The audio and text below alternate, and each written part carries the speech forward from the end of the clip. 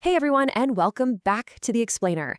Today we are objectively diving into a highly controversial YouTube video by Gustavo Marcus. The core allegation here, that the Argentine national football team is guilty of historical and systemic cheating.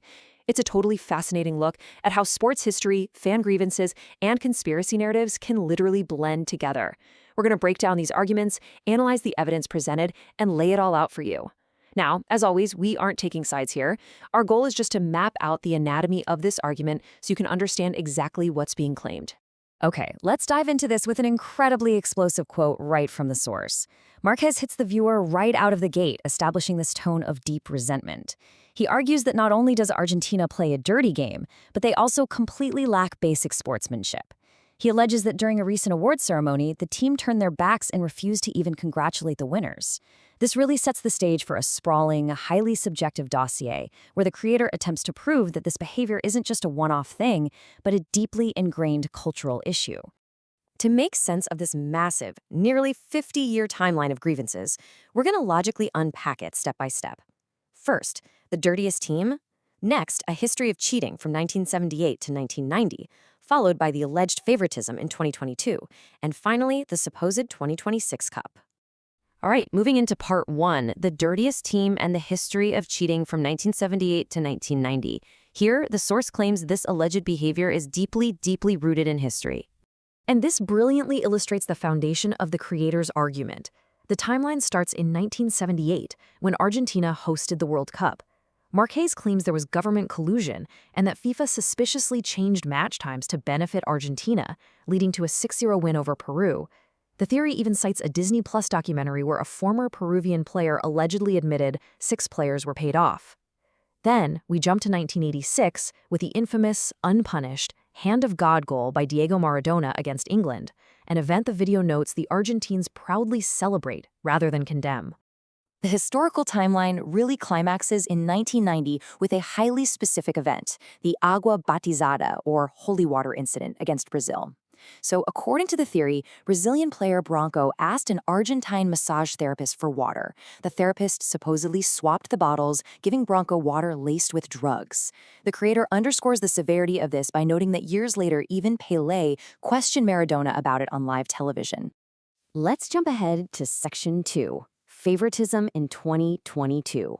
Fast forward to the Qatar World Cup, where the source video completely shifts its focus from player deception on the pitch to alleged referee and systemic favoritism. So the crucial point is this number right here, 5. Argentina was awarded a record-breaking 5 penalties in a single World Cup edition. Lionel Messi took all of them. For Marcus, this statistical anomaly is used as the absolute primary evidence of bias, arguing that the tournament was heavily manipulated in Argentina's favor.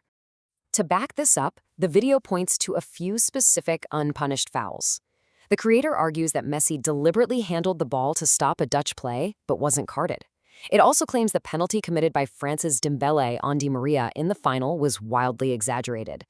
To reinforce this, the narrative even brings in former Dutch coach Louis van Gaal, who stated in interviews that it was obvious the tournament was rigged for Messi. But get this, the alleged favoritism goes way beyond just the refs. Look at this comparison. The creator's most unique claim about 2022 is environmental and scheduling favoritism. The theory states that while France sweltered in 37-degree afternoon heat, Argentina was pampered with 28-degree air-conditioned evening matches. It's presented as literal proof of institutional protection from the very top. Which brings us to the most bizarre part of the source video, the supposed 2026 Cup. The narrative abandons reality entirely for a highly specific alternate reality simulation, presenting it as the ultimate hypothetical proof. Just look at the sheer scale of this slide. To establish how massive this alleged corruption is, the creator maps out a completely fictional gauntlet of victims for the 2026 World Cup. From Algeria all the way to Spain, every single match on this list supposedly features chaotic cheating and extreme bias. The fiction kicks off early in the tournament against Algeria, where Messi supposedly commits a brutal stomp on an opponent. But in this simulated reality, VAR ignores it entirely.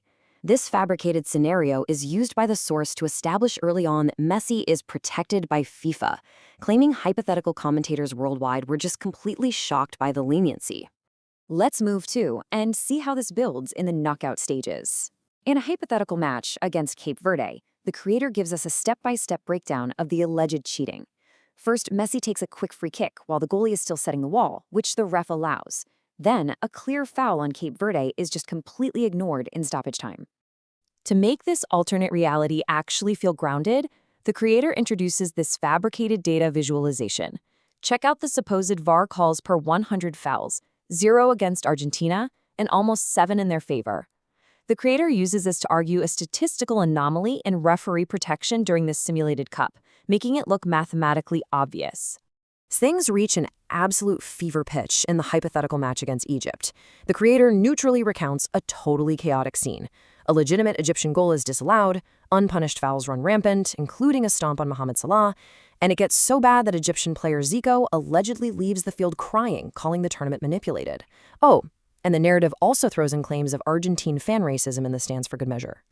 And to really underscore the depth of this conspiracy narrative, the argument fabricates quotes from real-world celebrities. Here, it claims Argentine music producer Bizarrap was asked about handing the Man of the Match award to Messi. His fabricated response, "They told me yesterday that I had to give the award to him, Messi." It's wild how pop culture figures are just woven right into this to validate the idea that the whole thing is rigged. The climax of the video is the fictional 2026 final against Spain. Even though Spain actually wins in this scenario, the creator details endless unsportsmanlike conduct from Argentina. Faked injuries, a suddenly disallowed Spanish goal, and it all culminates with the exact scenario we mentioned at the start of this explainer, the Argentine team turning their backs during the trophy ceremony.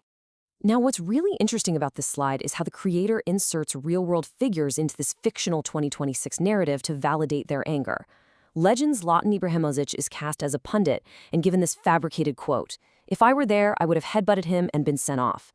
The theory claims he was furious watching the Argentines fight a young Spanish player.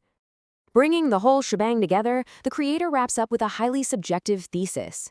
By blending those real controversies from the 70s and 80s with their interpretation of 2022 and capping it with his wild 2026 simulation, the source concludes that Messi is complicit and that Argentina is now universally known as a dishonest, dirty team.